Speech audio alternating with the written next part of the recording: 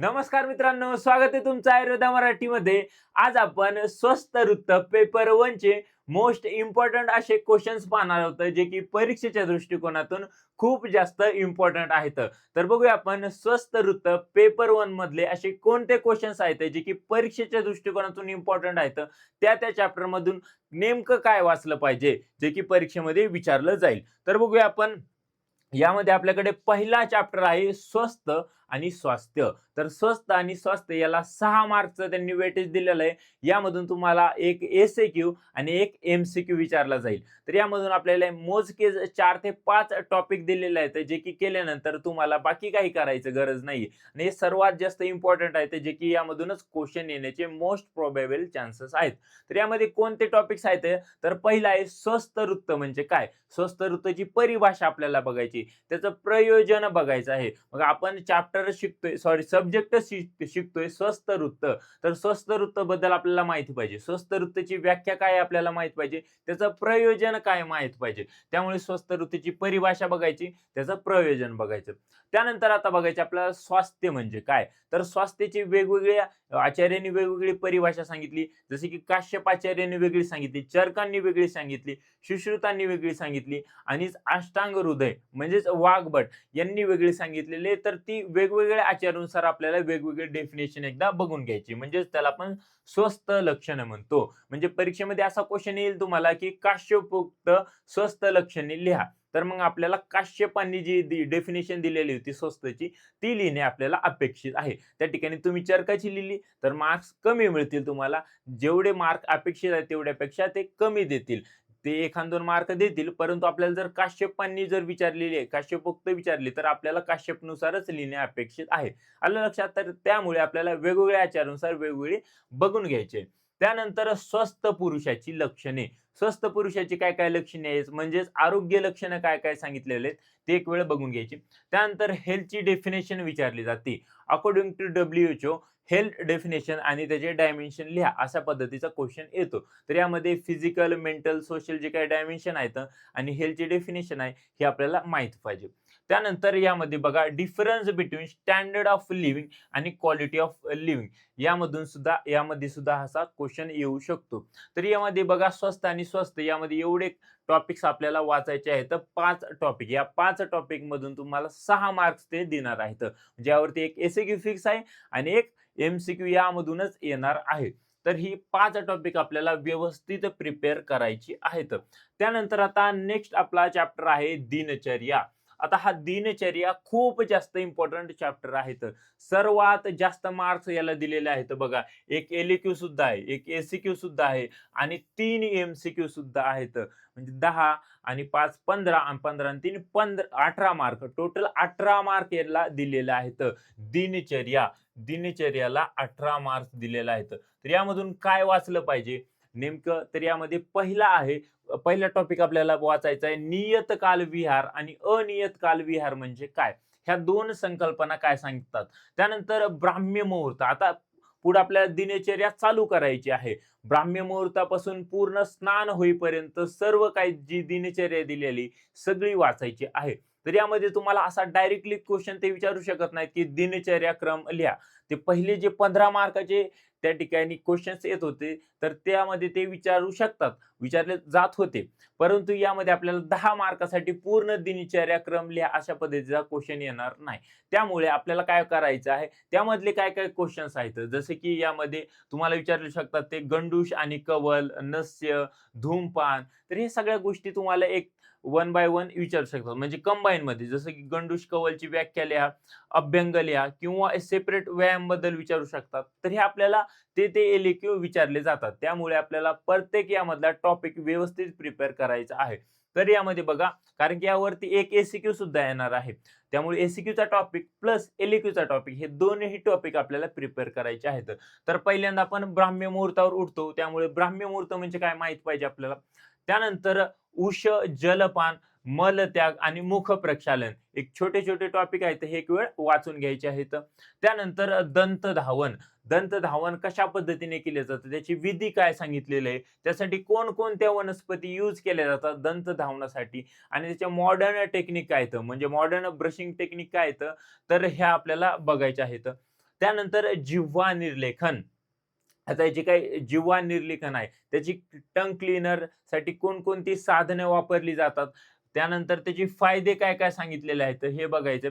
त्यानंतर अंजन, तर अंजनाचे वेगवेगळे प्रकार पडतात, म्हणजे सौरांजन आहे, रसांजन आहे. त्यासाठी कोणते द्रव्य वापरले जातात, त्याचे काय फायदे होतात आपल्यासाठी, तर हे आपल्याला बघायचं आहे, वाचायचं आहे. त्यानंतर गंडूश आणि कवल खूप जास्त इम्पॉर्टंट आहे. गंडूश आणि कवलेची व्याख्या आपल्याला माहित पाहिजे. त्याचा विधी कशा पद्धतीने केली जाते, त्यामध्ये कोणकोणती द्रव्य वापरली जातात आणि त्याचे काय काय फायदे आहेत, हे सगळं आपल्याला इम्पॉर्टंट आहे. त्यानंतर आहे आता नस्य. नस्य अगेन खूप जास्त इम्पॉर्टंट आहे. नस्यची व्याख्या माहिती असली पाहिजे, नस्यचे प्रकार माहिती असले पाहिजे. त्याचबरोबर यामध्ये हे प्रकार या ठिकाणी सांगितले. त्यानंतर द्रव्य, त्यानंतर त्याचा डोस माहित असला पाहिजे, कोणत्या काळामध्ये नस्य द्यायला पाहिजे, त्याचे फायदे माहित असले पाहिजे. आणि हे यामध्ये सर्वात जास्त इम्पॉर्टंट आहेत नस्य. म्हणजे नस्य हे, नस्यची आपल्याला विधी, नस्यची व्याख्या, नस्यमध्ये द्रव्य कोणकोणती, त्याचे डोस, काल, हे सर्व इम्पॉर्टंट आहे. त्यानंतर अभ्यंग. अभ्यंगमध्ये सुद्धा सर्वांग अभ्यंग सांगितलंय, पादांग अभ्यंग सांगितलेलं आहे, त्याचबरोबर शिरोअभ्यंग सांगितलेलं आहे. तर हे वेगवेगळे अभ्यंग सांगितले, तर त्याचे लाभ काय होतात, तर त्याचबरोबर त्याचे प्रकार सांगितले, तर हे सुद्धा आपल्याला माहिती पाहिजे, खूप जास्त इम्पॉर्टंट आहे. त्यानंतर तांबूल सेवन एक वेळा वाचून घ्या काय सांगितलेलं आहे. त्यानंतर धूमपान अगेन इम्पॉर्टंट. धूमपानाचे प्रकार, धूमपानाचा काळ, धूमपानाचे विधी, त्याचे फायदे, त्याचे निषेध, कोणामध्ये धूमपान करायला नाही पाहिजे, सर्व गोष्टी इम्पॉर्टंट आहेत. त्याचबरोबर प्रायोगिक धूमपान हे सुद्धा इम्पॉर्टंट आहे. म्हणजे धूमपानचे जेव्हा आपण प्रकार बघू त्यामध्ये प्रायोगिक धूमपान खूप जास्त इम्पॉर्टंट आहे. त्यानंतर व्यायाम. व्यायामाचं काय काय बघायचं आहे, तर व्यायामाचे फायदे बघायचे आहेत. त्याचबरोबर व्यायामासाठी कोणकोणते नियम आवश्यक आहेत, अर्धशक्ती व्यायाम, त्याचे दुष्परिणाम काय काय होऊ शकतात व्यायामाचे, आणि व्यायामाचे जे काय आधुनिक व्यायाम पद्धती सांगितलेल्या आहेत, तर ह्या मॉडर्न एक्सरसाइज टेक्निक्स ह्या सुद्धा आपल्याला बघायच्या आहेत. परीक्षेमध्ये एक वेळेस हा क्वेश्चन विचारला गेला आहे की आधुनिक व्यायाम पद्धती काय आहेत व्यायामाच्या, तर हे सगळे इम्पॉर्टंट आहे. त्याचबरोबर उद्वर्षण, उद्घर्षण आणि उत्साधन या तिन्हीमध्ये खूप जास्त मुलं कन्फ्युज होतात. त्यामुळे आपल्याला हे तिन्ही टर्म्स काय आहेत बघायचे, ते तिन्ही मधला काय फरक आहेत, याचे काय काय फायदे आहेत, यासाठी कोणकोणती द्रव्ये यूज केली जातात, हे बघायचं आहे. त्यानंतर स्नान. आता स्नानाचे काय परिणाम होतात आपल्या शरीरावरती, त्याचबरोबर स्नान कोणी करू नये, निषेध कोणामध्ये सांगितलेला आहे, हे बघायचं आहे. आणि लास्ट अनुलेपन म्हणजे काय, हे एक वेळा पाहायचं आहे. तर हे सर्व जेवढे हे काही टॉपिक्स दिले आहेत दिनचर्येमध्ये, खूप जास्त इम्पॉर्टंट टॉपिक्स आहेत. यामधूनच प्रोबेबली तुम्हाला क्वेश्चन्स पाहायला मिळेल. यामध्ये 18 मार्क्स दिलेले आहेत. Don't under estimate the power of दिनचर्या, कारण की यामध्ये तुम्हाला एक एलक्यू येणार आहे, एक फिक्स एससीक्यू येणार आहे आणि 3 एमसीक्यू यामधून तुम्हाला पाहायला मिळतील. त्यामुळे दिनचर्या आपल्याला व्यवस्थितच करायचं आहे. त्यानंतर रात्रीचर्या. रात्रीचर्या तुम्हाला फुकट 7 मार्क देऊन जाणार आहे. 7 मार्क कशा पद्धतीने देऊन जाणार आहे, तर यामध्ये रात्री आहे म्हणजेच काय असते, निद्रा. आता निद्रेमध्ये जेवढं काय निद्रेविषयी तुम्हाला माहिती होईल तेवढं सगळं माहिती करून घ्यायचं. निद्रेची व्याख्या काय आहे, निद्रेचे प्रकार काय आहे, त्याचबरोबर यामध्ये आरोग्यासोबत तिचा काय संबंध होतो, निद्रेचा आरोग्याशी काय कशा पद्धतीने संबंध जोडलेला आहे, युक्त निद्रा काय आहे, अयुक्त निद्रा काय आहे, रात्री जागरण केल्याने काय होतंय, दिवा स्वाप काय आहे, अनिद्रा काय आहे, अतिनिद्रा काय आहे, त्याचबरोबर अकाल निद्रा काय आहे, सगळ्या निद्रेविषयी आपल्याला जेवढ्या गोष्टी माहित होतील तेवढ्या गोष्टी माहित करून घ्यायच्या आहेत. कारण की निद्रेवर जास्त मोस्ट प्रोबेबली रात्रीचर्येमधून क्वेश्चन पडत असतो. त्यानंतर यामधून रात्री भोजन विधी किंवा रात्री शयन विधी यामधून सुद्धा क्वेश्चन विचारला जाऊ शकतो. रात्री भोजन विधी लिहा, रात्री शयन विधी लिहा. त्याचबरोबर ब्रह्मचर्य. ब्रह्मचर्य म्हणजे काय, त्याचबरोबर अब्रह्मचर्य म्हणजेच काय, तर हे सगळे 4 टॉपिक दिले आहेत. या 4 टॉपिक पैकी तुम्हाला एक एससीक्यू विचारला जाणार आहे आणि 2 एमसीक्यू विचारले जाणार, म्हणजे टोटल 7 मार्क्स यामधून तुम्हाला भेटणार आहेत. त्यामुळे हा सुद्धा एकदम छोटा चॅप्टर आहे रात्रीचर्या, त्यामुळे आपल्याला व्यवस्थित करायचं आहे. त्यानंतर मोठ्या चॅप्टरवर येऊया अगेन, ऋतुचर्या. आता हा जो ऋतुचर्या आहे, हा ऋतुचर्यामधून तुम्हाला टोटल 13 मार्क्स दिलेले आहेत. एक एलक्यू प्लस 3 एमसीक्यू, एकूण 13 मार्क्स. या 13 मार्क्स मध्ये तुम्हाला काय विचारलं जातं, तर यामधून बघा ऋतुचर्या म्हणजे काय, ऋतुचर्येची काय व्याख्या सांगितलेली आहे ते बघायचं.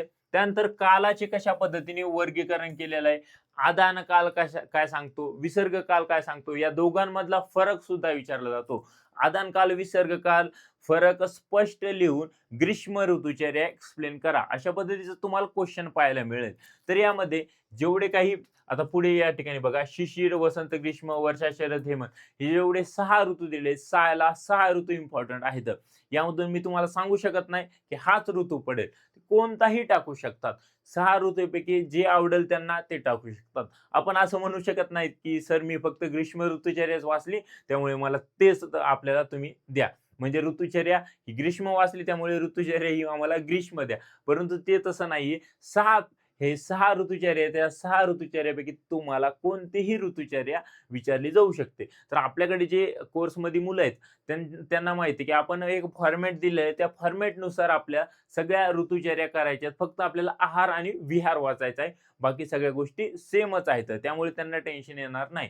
तर हे बघा, हे जे काही 6 ऋतू आहे, 6 ऋतू करायचे आहेत. त्यामधून सुद्धा ग्रीष्म ऋतुचर्या खूप जास्त इम्पॉर्टंट आहे. त्याचबरोबर हेमंत, शरद ह्या सुद्धा खूप जास्त इम्पॉर्टंट विचारले गेलेले आहेत. तरी पण आपल्याला 6 करायच्या आहेत. त्यानंतर दोष संचय. आता कोणत्या ऋतूमध्ये कोणता दोष संचय होतो, त्याचा प्रकोप होतो, त्याचा प्रशम होतो हे आपल्याला बघायचंय. ऋतूनुसार अग्नी कसा आहे, त्याचबरोबर बल कसं असतंय, यांचा काय संबंध आहे, तर हे आपल्याला सगळं बघायचं आहे. एमसीक्यू साठी सुद्धा इम्पॉर्टंट आहे आणि यामधून तुम्हाला एलक्यू सुद्धा एखाद्या वेळेस विचारलं जाऊ शकतो. त्यानंतर छोटे-छोटे कन्सेप्ट आहेत बघा. ऋतुसंधी म्हणजे काय? यमदृष्टा काल काय आहे? त्यानंतर ऋतुशोधन. ऋतुशोधन काय असतं, की कोणत्या ऋतूमध्ये कोणता दोष वाढलेला आहे. मग तो दोष बाहेर काढण्यासाठी आपण काय करतो? जसे की वर्षा ऋतू आहे. वर्षा ऋतूमध्ये वात वाढलेला असतो. मग आपण काय करतो? तो बाहेर काढण्याकरिता आपण बस्ती देत असतो. शरद ऋतूमध्ये काय तो पित्त वाढतो. पित्त वाढल्यानंतर आपण त्याला विरेचन देतो. त्याचबरोबर जसं की कफ आहे, कफाचा प्रकोप किंवा कफ कोणत्या ऋतूमध्ये वाढलेला असतो? वसंत ऋतूमध्ये. मग आपण कफाला बाहेर काढण्यासाठी वमन देतो. तर त्याला आपण ऋतुशोधन म्हणतो. त्या ऋतूमध्ये तो दोष बाहेर काढताना. तर त्याला ऋतुशोधन म्हणतो. त्यानंतर ऋतू विपर्य काय? ऋतू हरितिकी काय? हे सगळे कन्सेप्ट छोटे-छोटे आहेत. एमसीक्यूच्या दृष्टिकोनातून खूप जास्त इम्पोर्टंट आहेत. तर ऋतुचर्या या चॅप्टरवरून आपल्याला 13 मार्क्स दिलेला आहेत. म्हणजे 1 एलक्यू आणि 3 एमसीक्यू. तर हे सगळं मी जे काय सांगतोय हे अकॉर्डिंग टू सिलेबस कॉपी आहे. मी मनाने काहीही गोष्टी सांगत नाही. त्यानंतर सदवृत्त. सदवृत्त जे आहे हे सदवृत्तमधून तुम्हाला 1 एसीक्यू प्लस 2 एमसीक्यू म्हणजे यामधून 7 मार्क या 3 टॉपिक पैकी तुम्हाला 7 मार्क दिलेले आहेत. बघा, 3 टॉपिक करायचे आहेत फक्त आणि 7 मार्क घेऊन जायचं आहे. किती सोपं आहे बघा.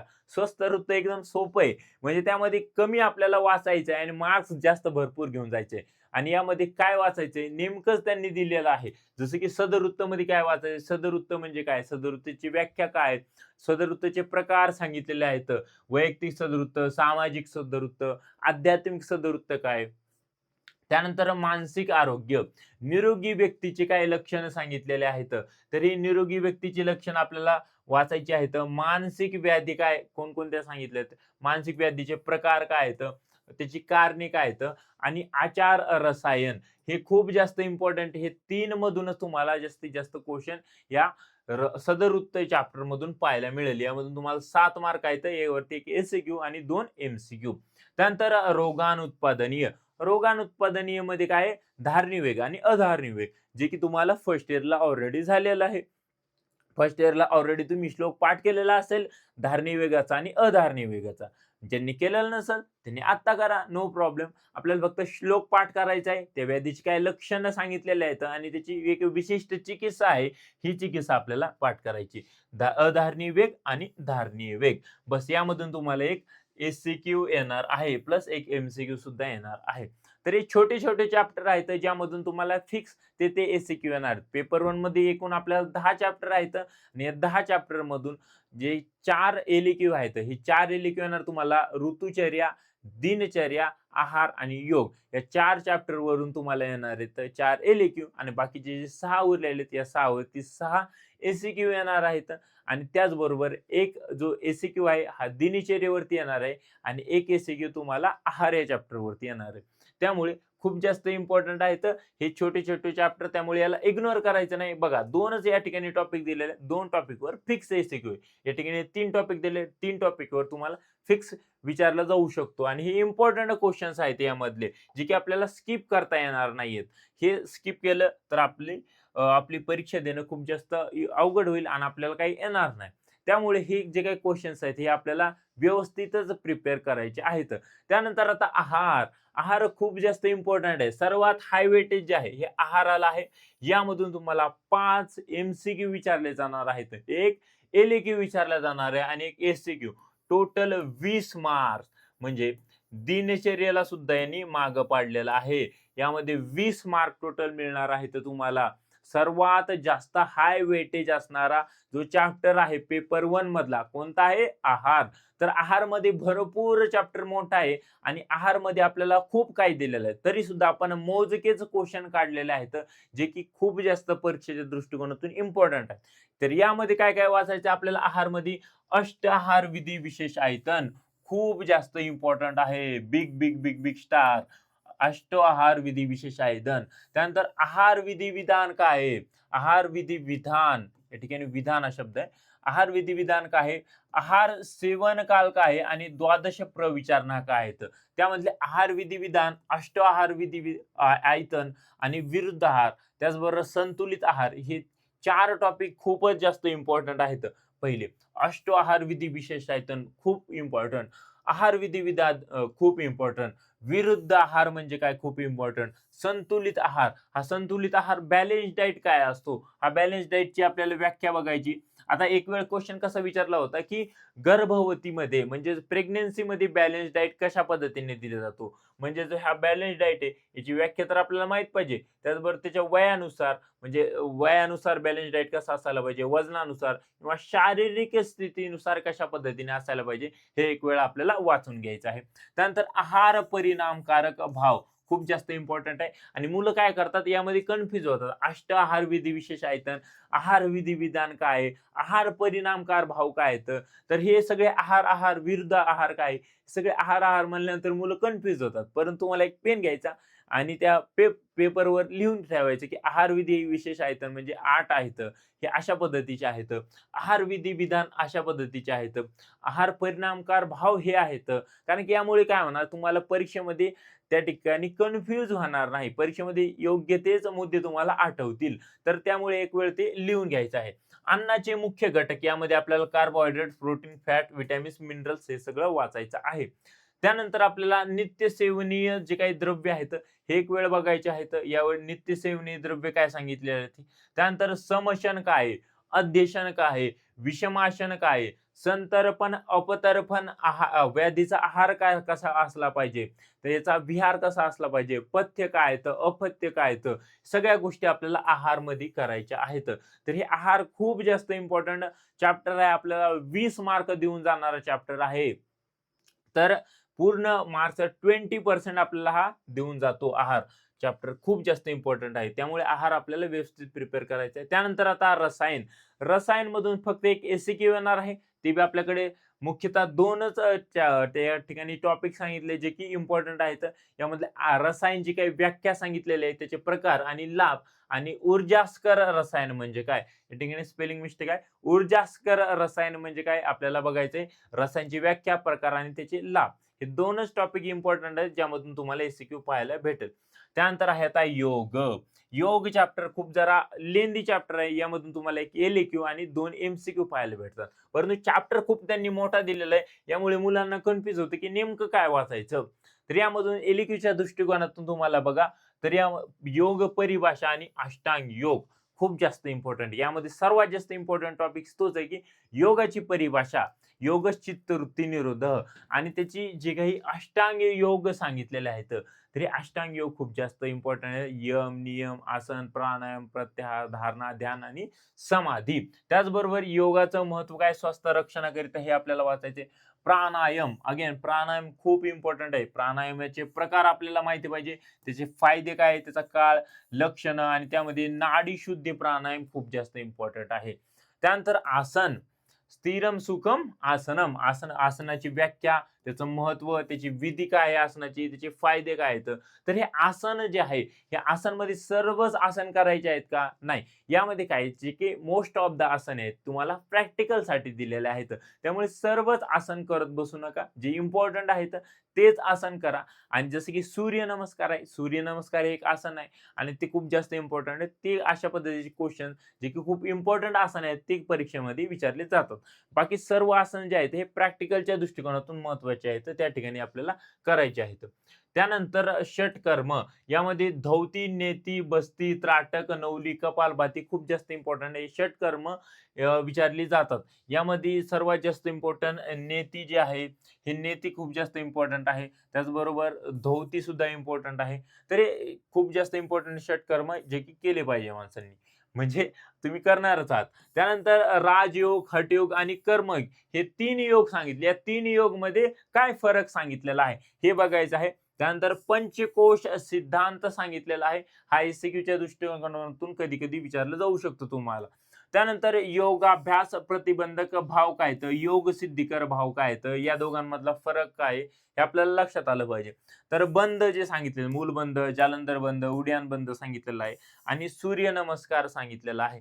तर हे सर्व जास्त इम्पॉर्टंट आहे तर योगासाठी, योग चॅप्टरसाठी. त्यानंतर निसर्गोपचार. निसर्गोपचार मध्ये आपल्याला बघा एक एस-सी-क्यू आणि एक एम-सी-क्यू विचारला जाऊ शकतो. तर यामध्ये काय काय करायचं आपल्याला जी मूर्तिका चिकित्सा सांगितलेली म्हणजे मातीची चिकित्सा, जलचिकित्सा, जलचिकित्सा खूप जास्त इम्पॉर्टंट आहे. उपवास चिकित्सा सुद्धा खूप जास्त इम्पॉर्टंट आहे. मर्दन चिकित्सा आणि सूर्यस्नान त्याचबरोबर निसर्गोपचारची काय मूलभूत तत्वे आहेत ही सुद्धा आपल्याला वाचायची आहेत.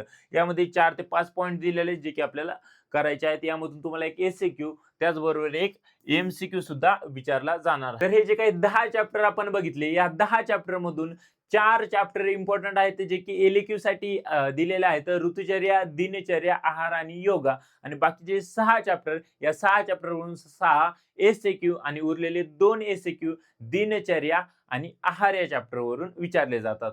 तर हे सर्व काय आपण बघितले इम्पॉर्टंट क्वेश्चन जे की परीक्षेच्या दृष्टिकोनातून खूप जास्त इम्पॉर्टंट आहेत, गरजेचे आहेत. हे आपण केलेच पाहिजे, हे आपण वाचलेच पाहिजे. तर हे सगळे होतं आपण बघितलं पेपर 1 बद्दल.